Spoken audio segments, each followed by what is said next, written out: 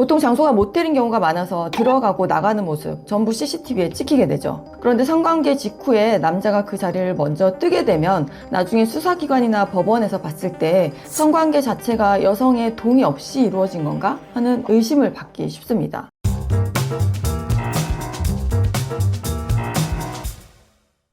안녕하세요. 부장판사 출신 변호사 나리 박나리 변호사입니다. 오늘은 원나잇 후 절대 하면 안 되는 행동에 대해서 말씀드리겠습니다. 보통 원나잇이나 썸 타는 관계에서 술을 마시고 성관계를 했다가 나중에 여자가 중간간으로 고소를 하는 경우가 많습니다. 중간간죄로 고소가 될 경우에 죄가 되냐 안 되냐를 결정하는 가장 큰 쟁점은 성관계 당시에 여자가 정신이 있었는가, 성관계에 동의하였는가입니다. 그런데 이 동의했는지 여부는 보통 피해자인 여성의 내심의 의사에 대한 부분이기 때문에 이걸 판단하는 게 굉장히 어렵습니다. 극단적으로 얘기하면 성관계 할 때는 좋아서 해놓고 나중에 다른 어떤 요인 때문에 돌변해서 그때 동의한 적 없다 라고 얘기할 수도 있다라는 거거든요. 그래서 오늘은 사귀는 사이가 아닌 사이에서 성관계를 한 후에 절대 하면 안 되는 행동, 나중에 중간간으로 고소됐을 때 유죄의 정황으로 오인될 만한 행동이 뭐가 있는지에 대해서 말씀드리려고 합니다. 우선 성관계 후에 그 장소에서 먼저 나오면 절대 안 됩니다. 그 장소가 모텔이든 집이 됐든 마찬가지입니다. 보통 장소가 모텔인 경우가 많아서 들어가고 나가는 모습 전부 CCTV에 찍히게 되죠. 그런데 성관계 직후에 남자가 그 자리를 먼저 뜨게 되면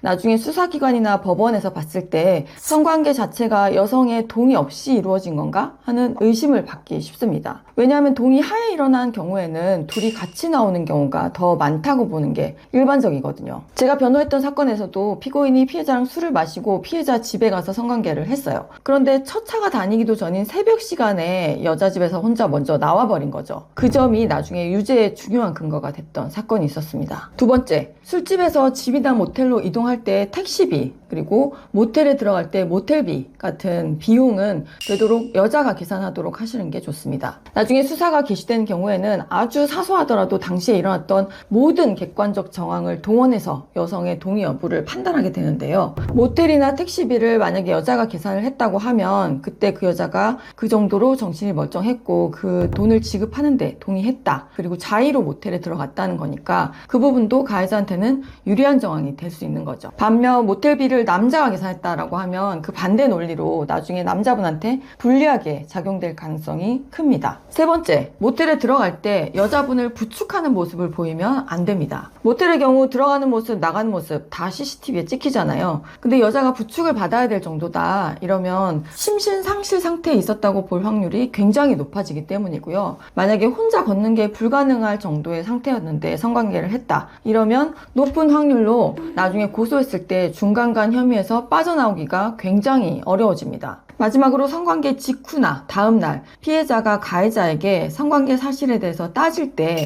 앞뒤 설명 없이 사과하는 내용의 답변을 하시면 안 됩니다. 제가 변호했던 사건의 경우에도 채팅으로 만난 사이에서 이제 썸을 타다가 술을 마시고 성관계를 했어요. 그 사건에서는 만나기 전에 여자도 남자 사진 보고 잘생겼다, 보고 싶다 이렇게 호감을 표시하고 사건 당일에도 먼저 만나자고까지 했었거든요. 근데 성관계 후에 여자가 톡으로 너 왜 날 강간했어? 이렇게 물어봤는데 남자가 별생각 없이 미안해 이렇게 일단 대답을 해버린 거예요. 피고인 입장에서는 그런 의도로 사과한 게 아니다 라고 나중에 변명을 했지만 결국 소용이 없었고 그게 유죄로 판단되는데 결정적인 증거가 되어버렸던 그런 사건도 있었습니다. 성범죄의 경우에는 객관적인 증거가 없는 경우가 대부분입니다. CCTV라도 있으면 다행인데 그거조차 없는 경우에는 피해자의 진술만으로도 유죄가 인정될 수 있습니다. 법원이 유죄 판결할 때 대부분 설시하는 말이 뭔지 아시죠? 피해자의 진술은 수사기관을 거쳐 이 법정에 이르기까지 주요 부분에서 일관되고 구체적이며 진술 자체로 모순되는 부분이 없다. 바로 이겁니다. 이 말이 무슨 뜻이냐 하면 피해자의 진술이 일관되고 구체적이고 또 모순되는 부분이 없다면 다른 증거가 없어도 충분히 유죄 인정이 가능하다는 거거든요. 피고인 입장에서는 아니 나도 일관되고 구체적으로 부인하고 있다 이렇게 말을 할 수 있지만 그게 소용이 없다는 거죠. 재판하는 판사 입장에서는 둘 다 일관되게 전혀 다른 얘기를 하고 있다면 피해자 말을 믿을 수밖에 없게 구조 자체가 되어 있다는 거거든요.